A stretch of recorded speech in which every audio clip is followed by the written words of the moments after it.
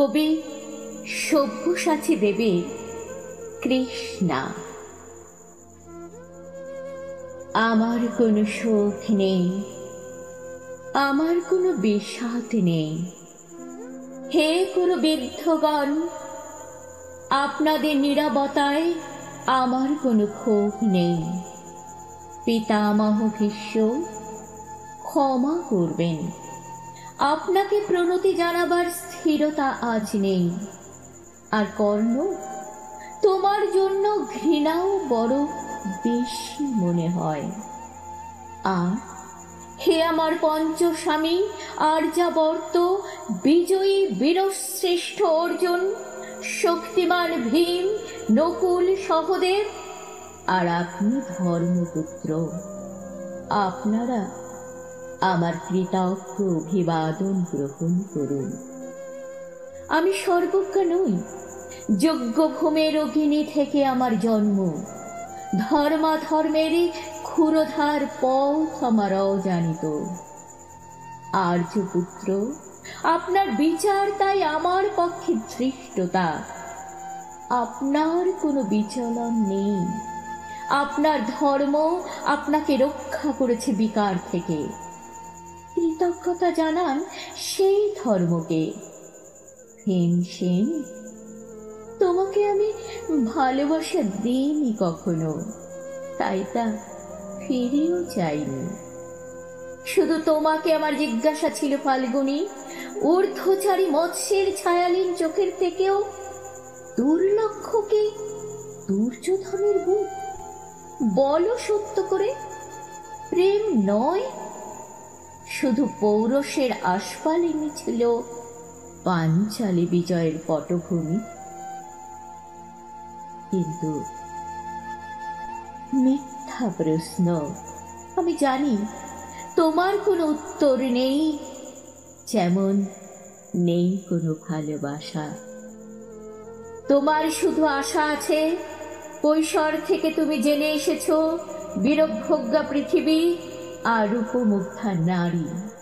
জেনেছো একদিন ধার্ত রাষ্ট্রের হাত থেকে ছিনিয়ে নিতে হবে কৌরব উত্তরাধিকার।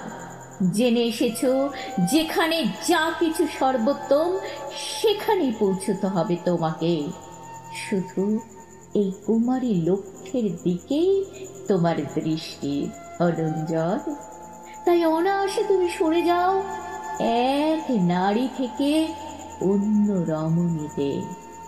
তোমার পূর্বপুরুষরা যেমন একদা এক তৃণপ্রান্তরকে নিঃশেষ করে চলে যেতেন বনান্তরে, এই দুটো সভায় দাঁড়িয়ে আমাকে জানতে হলো নারী শুধু কয়েক প্রহরের বিলাস সঙ্গিনী।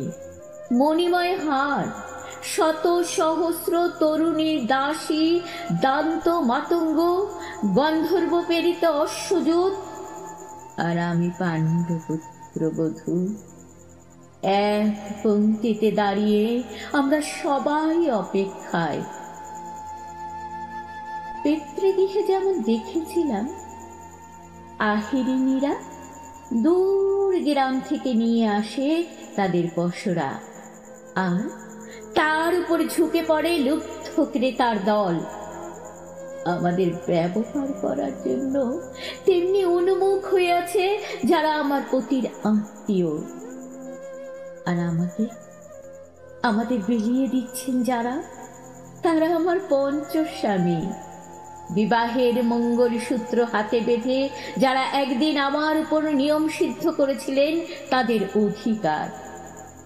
না, শুধু এই রত্নমণ্ডিত সভা গৃহেই নয়, আরো আগে আমাকে জানতে হয়েছিল আমার কোনো বাসনা নেই, নেই কোনো নিজস্ব ইচ্ছা। অর্জুন, প্রথম দেখার মুহূর্তে আমার হৃদয় দিয়েছিলাম তোমাকে, অথচ আমার শরীরকে প্রথম আলিঙ্গন করলেন ওই মহাভাগ যার খ্যাতি ধর্মপুত্র বলে। ইন্দ্রপ্রস্থের সৌধ শিখরে যখন আছড়ে পড়ত নববর্ষার জলধারা, যখন আমার কামনা ছুতে চাইতো তোমাকে। আমার অনুৎসুক দেহকে তখন আকর্ষণ করত অন্য কেউ, যে আমার স্বামী বসন্ত রজনীতে, কিংসুকের প্রমত্ত উল্লাস মুহূর্তে তোমার ব্যাকুল বাহু টেনে নিত, আমাকে নয়, অন্য কোনো যুবতীকে। বারে বারে আমাকে সন্তানবতী করেছে পুরুষ, কিন্তু তারা প্রত্যেকেই আমার আকাঙ্ক্ষিত নয়। কোনো প্রার্থনা নেই আমার। পুরবৃদ্ধরা বিলাপ করুন, জ্যেষ্ঠ পাণ্ডব প্রহর গুনুন, কোন পুণ্য লগ্নে ধর্মরাজ্য নেমে আসবে মাটিতে। ভীম, অনুগ্রহ করে স্তব্ধ হও। নকুল, সহদেব, বিচ্যুত হয়েও না অগ্রজের প্রতি অটল বিশ্বাসে। আর অর্জুন, অন্তঃপুরে যাও, সেখানে তোমার জন্য স্নিগ্ধ শরীর সাজিয়ে রেখেছে তোমার কোন প্রেয়সী। শোক নয়, লজ্জা নয়, এই রাজগৃহে দাঁড়িয়ে আমি জানলাম প্রেম নয়, শ্রদ্ধা নয়, অধিকার নয়, নারী শুধু প্রয়োজনের। জানলাম এখানে কোনো ভেদ নেই। ধর্মপ্রাণ যুধিষ্ঠির, শক্তিমান ভীম, প্রেমিক অর্জুন আর লোলুপ ধৃতরাষ্ট্র নন্দনদের মধ্যে। প্রতিকার চাইছি না, যা শুধু বিলাসের।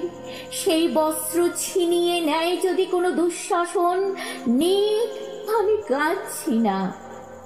চারপাশে ভাসানের ডিঙায় পশুদের উদ্দাম নাচের ভঙ্গি আমি দেখছি না। চারপাশে ক্লিপ্তির অক্ষম বিলাপ আমি শুনছি না। ধনুর্বাণ নেই, আমি ফিরিয়ে আনছি আমার জন্মের স্মৃতি, যজ্ঞের আগুন। দ্রৌপদী নই, নই পাঞ্চালী, নই ভরত কুলবধূ, আমি কৃষ্ণা, যজ্ঞাগ্নি সম্ভূতা, শুধু নারী এক।